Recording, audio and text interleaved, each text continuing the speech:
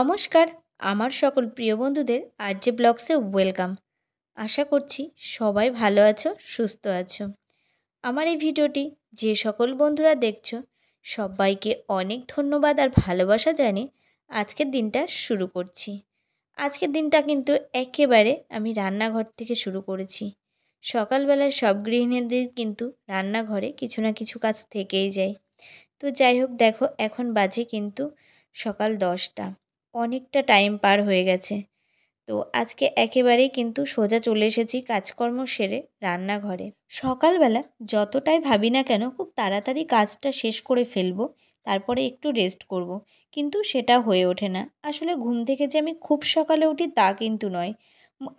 আগের ব্লগে বলেছি যে মাম্মামের পড়া থাকলে আমি 7টার মধ্যে আগে উঠে যাই, 6টার দিকে। যদি মাম্মামের কোনো কারণে যদি পড়া না থাকে, যেমন আজকে পড়া ছিল না, পুরো 7:30 পৌনে 8টায় উঠেছি। তো এতে কিন্তু অনেকটা দেরি হয়ে যায়। তারপরে কি করি, বাসি কাজ কমপ্লিট করে এসে কিন্তু আবার আমার এই যে সোশ্যাল মিডিয়াতে আমি যেখানে যেখানে অ্যাক্টিভ থাকি, মানে কাজ করি আর কি, সেখানে সেখানে কিন্তু আমার ভিডিওগুলো পোস্ট করতে হয়। তো পোস্ট করি, সেই সব ক্ষেত্রে কি একটু টাইমটা লেগে যায়, তারপরেই কিন্তু এইসব কাজ শুরু করি।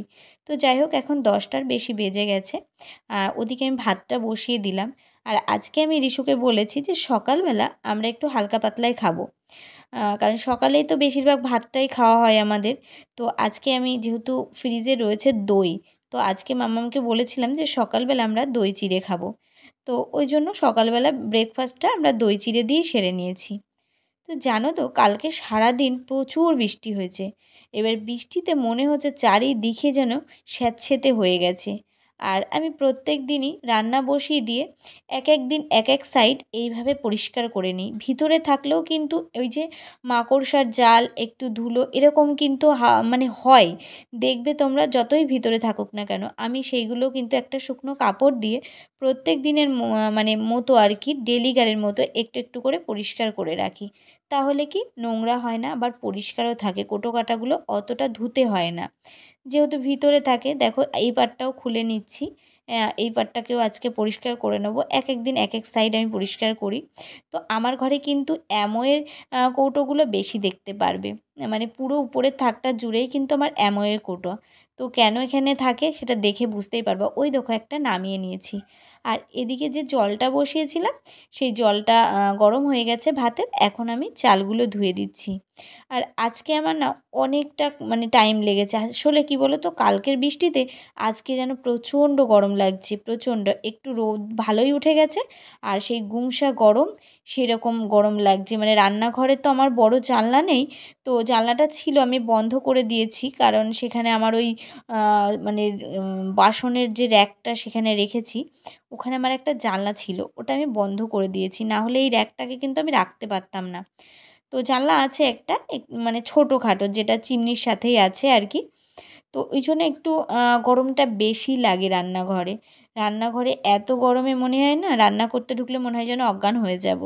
তো যাই হোক, রান্নাটা করে আবার বারান্দা মানে ডাইনিং হল পেজে গিয়ে একটু ফ্যান চালিয়ে বসলে আবার ঠিক হয়ে যায়। ওই যে বললাম প্রত্যেক দিনের মতো এক এক দিন এক এক সাইড পরিষ্কার করি। আজকে ভেবেছি বাসনের এইগুলো পরিষ্কার করে নেব। তো বাসনগুলোতে কিন্তু তেল চিটে হয় না আমার, যেহেতু চিমনি লাগানো আছে তেল চিটে হবে না। একটু ধুলো ধুলো ভাব তো হয়ই। তো সেইগুলো আমি শুকনো কাপড় দিয়ে মুছে নিই। আর বছরে একবার করে পুজোর আগে আমি কিন্তু এগুলো সব ক্লিন করি, মানে পরিষ্কার করি। তাছাড়া করা লাগে না। আর এই যে টুল নিয়ে নিয়েছি, কারণ অনেকটা হাইট, তো আমি উপরে অতটা মানে দাঁড়িয়ে নিজে নিজে হাত পায় না, তো ওই জন্য একটা টুল রাখাই থাকে, সেইটা দিয়ে আমি কিন্তু এইগুলো পরিষ্কার করি। আর কি বলো তো, পরিষ্কার করাটা নিজের নিজের উপরে ব্যাপার আর কি। নিজে কতটা পরিষ্কার রাখবে, নিজে কতটা নিজের সংসারকে গুছিয়ে রাখবে, সেটা পুরোটাই নিজের উপরে ডিপেন্ড করে, তাই না? তো আমি যেভাবে করে থাকি আর কি, সারাদিন কাজের ফাঁকে সব কিছু পরিষ্কার গোছানো গাছানো করে থাকি। তোমরা আমার ব্লগ যারা দেখো তারা অবশ্যই জানো। তো আর আমার না এগুলো ভীষণ ভালো লাগে, কাজের ফাঁকে আমি এগুলো পরিষ্কার করব। আমার বান্ধবীরা আসে, মানে রিশুর যে ফ্রেন্ডের মায়েরা আসে, সবাই এখন ফ্রেন্ড হয়ে গেছি আমরা। তো ওরাও বলে যে তুই সারাদিন পারিসও এইভাবে গোছানো গাছানো করতে, আর এইভাবে পরিষ্কার করতে, মানে সারাদিন এইভাবে টাইম দিতেও পারিস। তো যাই হোক, আমি যেটুকু পারি নিজের সংসারকে গুছিয়ে রাখি। আর জানো তো বন্ধুরা, উপরে কালকে এত বৃষ্টি হয়েছে, আমার উপরে যে টিনের ঘরটরগুলো ছিল পেট টেটগুলো পুরো ভিজে গেছে।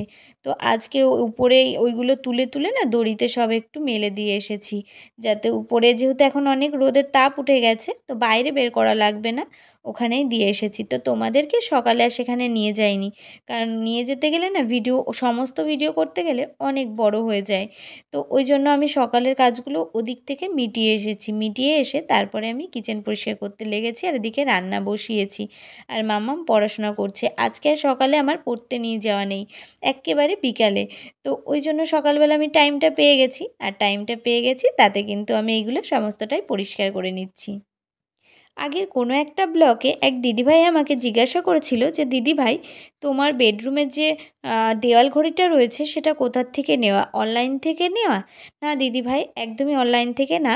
আমি এটা হচ্ছে আমার মেয়ের বার্থডের গিফটে পাওয়া আর কি। রিশু যখন মানে বার্থডে করলাম আগস্ট মাসে, তখন এটাকে গিফট পেয়েছিলাম, ওর ফ্রেন্ড দিয়েছিল। তো এটা একেবারেই অনলাইন থেকে নেওয়া না, কিন্তু ঘড়িটা দেখতে খুব সুন্দর, তাই না বলো? আর এই তো দেখো, ফ্রিজ থেকে মাছ বের করে নিয়েছি।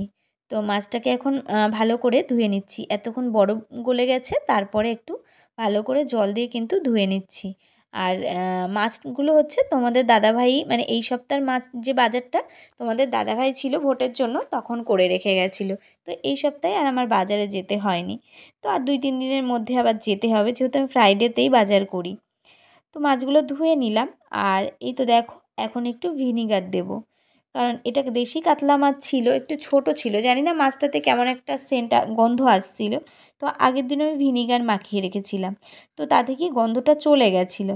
তো আজকেও তাই আমি ভিনিগার দিয়ে দিলাম। আর বিশেষ করে ফ্রিজে থাকা মাছ একটু লেবু চিপে নিলে আর ভিনিগার দিলে কিন্তু সে আষ্টে গন্ধটা বেরোয় না। তো এখানে বসে গেছি দেখো সবজি কাটতে। আর আজকে আমি মামামকে বলেছি একদম হালকা পাতলা রান্না করব। তো ফ্রিজে দেখো অনেকগুলো ঝিঙে রয়েছে, অনেক কয়েকদিন হয়ে গেল। ঝিঙে বেশি ফ্রিজে থাকলেও কিন্তু কেমন একটা হয়ে যায় ভিতরটা। যে কোনো সবজি 15-20 দিনের উপরে হয়ে গেলে না সেই সবজির আর কোনো মানে সেই সবজির কোনো টেস্টই পাবে না, কেমন একটা হয়ে যায়। তো যাই হোক, আমি কখনোই 15 দিন রাখি না, খুব জোর 1 সপ্তাহই থাকে।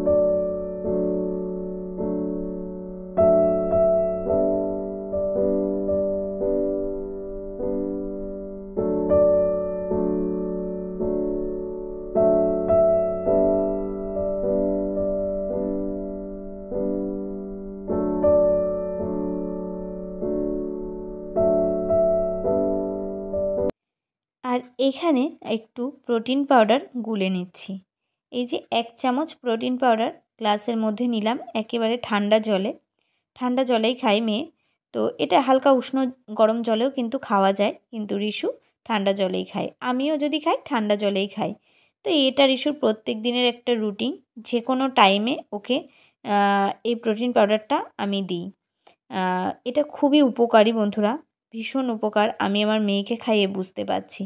তো যাই হোক চলো, রিশু এখন পড়ছে, ওকে আমি এই প্রোটিন পাউডারটা দেবো। এখন সকালবেলার এনার্জি, যেহেতু বললাম না সকালে আজকে পুরো হালকা খাওয়া হয়েছে, দই আর চিড়ে। আর এই তো দেখো আমার ভাতটা হয়ে গেছে, এখন ভাতটাকে একটু উপর দিয়ে দিচ্ছি। আর ছোট্ট একটা হাঁড়িতে রান্না করি, সবাই দেখে কমেন্ট করতেই পারো। আসলে কি বলো তো, মা মেয়ে খাই তো, মা মেয়ের কত লাগে, সেই জন্য একেবারে ছোট্ট একটা হাঁড়িতেই রান্না করি। তো চলো, আজকে একেবারে বললাম যে আমি একদম হালকা রান্না করব। তো কড়াইতে দেখো তেল দিয়ে দিয়েছি, তেলটা গরম হয়ে যাবে, আগে কিন্তু আমি ঝিঙের তরকারিটাই করে নেব। তো ঝিঙে কী দিয়ে করব চলো আজকে তোমাদেরকে দেখাই। এখানে দেখো কালো জিরে আর শুকনো লঙ্কা মানে ফোড়ন দিয়েছি, তারপরে পেঁয়াজ কুচি দিয়েছি, পেঁয়াজ কুচিটা ভালো করে একটু নাড়াচাড়া করে নিচ্ছি। ঝিঙেটা বেশি পোস্ত দিয়ে কিন্তু ভালো লাগে। তো যেহেতু পোস্ত খুব একটা খাই না বলে ঘরে রাখি না বলতে পারো। তো ইচ্ছে হলে বাজার করতে গেলে, মাসের বাজার করতে গেলে ইচ্ছে হলে হয়তো আনি, না হলে আনি না। তো যেহেতু পোস্ত নেই, ঝিঙে তো সেইভাবে আনাই হয় না, হয়তো কোনো সবজিতে বা একটু মাছে দেওয়ার জন্য হয়তো আনি। তো এবারে তোমাদের দাদাভাই অনেকগুলোই ঝিঙে এনেছিল। তো অতটা ঝিঙে মাছে দিয়েও মানে রিশুও খায় না, আমিও খাই না। মাছে বেশিরভাগ আমরা আলু দিয়েই খাই, মানে আলুটা আমার ভীষণ ফেভারিট, যে কোনো সবজিতে আলু ছাড়া কিন্তু আমাদের চলবেই না, এরকম একটা ব্যাপার। তো দেখো পেঁয়াজটা ভাজা হয়ে গেছিলো হালকা, তারপরে আলুটা দিয়েছি। আলুটা ভালো করে ভেজে নিয়ে তারপরে কিন্তু ঝিঙেগুলো দিয়েছি। আলু আর ঝিঙে কিন্তু একসাথে দিইনি, কারণ ঝিঙে কিন্তু আর ভাজা হবে না, জল বেরিয়ে যাবে সাথে সাথে। ওই জন্য আলুটা আগে ভেজে নিয়েছি। তারপরে দেখো চিড়ে দিয়েছি কাঁচা লঙ্কা, সাথে দিয়ে দিয়েছি হলুদ আর লবণ স্বাদ মতো। এখন কিন্তু এইভাবে নাড়াচাড়া করব। নাড়াচাড়া করতে করতে যে জলটা বেরোবে তাতেই কিন্তু সিদ্ধ হয়ে যাবে, মানে ভাজা ভাজা। এতে কিন্তু আর জল দেবো না, আর কোনো মশলাই অ্যাড করব না। আর নামানোর সময় কিন্তু একটু চিনি দিয়ে দিই। তো যাই হোক, এইভাবে ঝিঙে রান্না করলেও কিন্তু বেশ ভালো লাগে। সকালবেলা এখানে ব্রেকফাস্ট করেছিলাম, তো সেই টেবিলটা মোছা হয়নি, তো ভাবলাম টেবিলটাও সাথে আমি কিন্তু মুছে নিচ্ছি। আর ওদিকে আমার ব্যাম্বু স্টিকটা না আস্তে আস্তে হলুদ হয়ে গেল, কেন জানি না। তোমাদের কিছু জানা থাকলে অবশ্যই কমেন্টে জানিও। আসলে এই ব্যাম্বু স্টিকটা কোনো নার্সারির থেকে নেওয়া নয়। রাস্তায় একজন বিক্রি করছিল, হঠাৎ চোখে পছন্দ হলো, মানে চোখে পড়লো, পছন্দ হলো, তাই আমি কিনে নিয়ে চলে এসেছিলাম। এই সব জিনিস অ্যাকচুয়ালি কিন্তু নার্সারির থেকেই নিতে হয়, তারা বলে দেয় কিভাবে যত্ন করবে। তবে খুব বেশি দিন হয়নি কিন্তু আমার এই ব্যাম্বু স্টিকটা, বছরখানেকই হলো। পুরো পাতাগুলো সব ডালপালা হলুদ হলুদ হয়ে যাচ্ছে। তো যাই হোক, জানি না, আমি ভেবেছি ওটাকে চেঞ্জ করে দেবো। নার্সারির থেকে ভালো একটা নিয়ে এসে ওটাকে আমি একদমই মানে ফেলে দেবো বলতে পারো, কারণ হলুদ হয়ে গেছে, পাতাগুলো কেমন হয়ে যাচ্ছে, মনে হচ্ছে আর বাঁচবে না।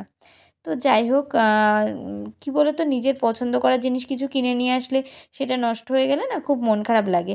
আর সবসময় আমার না ওই দিকটাই চোখ যাচ্ছে যে ব্যাম্বু স্টিকটা খারাপ হয়ে গেছে সব সময়। তো যাই হোক, দেখো ঝিঙেটা আমার হয়ে গেছে।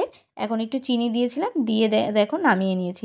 আমি কিন্তু সব তরকারিতে একটু নামানোর সময় চিনি দিই, মানে মিষ্টি মিষ্টি খেতে আমার মেয়ে মানে রিশু পছন্দ করে। আর সাথে মাছটাকে দেখো ঝাল করেছি। ওই যে বললাম, মাছটাই বেশিরভাগ হয় আলু দিয়ে করি, আর না হলে কিন্তু এইভাবে ঝাল করি। একদম পেঁয়াজ ফোড়ন দিয়ে, এতেও কোনো মশলা দিইনি, শুধু জিরে গুঁড়ো দিয়েছি। দিয়ে একটু কষিয়ে নিয়ে জল দিয়ে হলুদ লবণ লঙ্কা দিয়ে এক্কেবারে ভাজা ভাজা কষা কষা হয়ে যাবে। তো আজকের হচ্ছে এই মেনু, ঝিঙে আলুর তরকারি, মাছের ঝাল আর একটা মাছ ভাজা রেখে দিয়েছি। তো এখন আমি মিটকেসের মধ্যে দিয়ে দেবো, রেখে দেবো আর কি, কারণ আমি স্নান করতে যাব। ওদিকে সমস্ত কাজ কমপ্লিট হয়ে গেলেও আমার কিন্তু স্নান হয়নি। আর আজকে মাম্মাম বলেছে আমি পুজো দিয়ে দেবো, কারণ ও বাড়িতে রয়েছে, ও বাড়ি থাকলেই পুজো দিয়ে দেয়। আর এই তো দেখো জামা কাপড়গুলো ভাঁজ করছি। আসলে কি বলো তো, এটা একেবারে বিকেল হয়ে গেছে। দুপুরবেলা স্নান টান করে একটু খাওয়া দাওয়া করে একটু টিভিটা চালিয়ে ফ্যানের নিচে শুয়ে পড়েছিলাম, কারণ প্রচণ্ড গরম লাগছিল। আজকে যেন আজীব গরম লাগছে, মানে ফ্যান ছাড়া থাকা যাচ্ছে না, বসা যাচ্ছে না।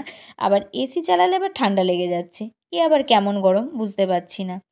তো যাই হোক, বিকেলের দিকে আজকে আর আমার কোনো সেইভাবে কোনো রাত্রে আর কোনো কাজ নেই। রাত্রে শুধু 4টে রুটি করতে হবে, যেহেতু ঝিঙের তরকারি আছে, তো ওটা দিয়ে আমাদের হয়ে যাবে। আর বিকেলের একটু কাজকর্ম থাকে, এই যে বিছানাতে আমরা ঘোটাঘুটি করেছি, একটু শুয়েছি। তো জানলাটা বন্ধ করব না, কারণ প্রচণ্ড গরম লাগছে, একটু হাওয়া হাওয়া আসবে। আর বিছানাটা ঝেড়ে গুছিয়ে নেব। আজকে বাইরে পড়া ছিল, কিন্তু মামামের এখানে পড়াতে আসবে, মানে আমাদের বাড়িতে। যাদের বাড়ি পড়া তারা আজ থাকবে না। তো আমার বান্ধবীরাও আসবে, এসে বসবে, তো তার আগে আমি বিকালে কাজগুলো কমপ্লিট করে নিই। মানে একটু ঝাড়ু দেবো, তারপর সন্ধ্যা পুজো দেবো, মামামকে কিছু খেতে দেবো। তো যাই হোক বন্ধুরা, আজকের ভিডিওটা আর বাড়াচ্ছি না। তো আজকের ভিডিওটা তোমাদের কেমন লাগলো অবশ্যই কমেন্টে জানিও। ভিডিওটা ভালো লাগলে লাইক কমেন্ট শেয়ার করে দিও। আর তোমরা যদি চাও আমি ইউটিউবে একটু জায়গা করে নিই, তাহলে আমার চ্যানেলটাকে সাবস্ক্রাইব করতে ভুলো না। আর যারা আমার চ্যানেলকে সাবস্ক্রাইব করেছো আর সবসময় লাইক কমেন্ট করতে থাকো, তাদেরকে অসংখ্য ধন্যবাদ আর আমার ভালোবাসা। তো আজকের মতো টাটা, দেখা হচ্ছে নেক্সট ব্লগে।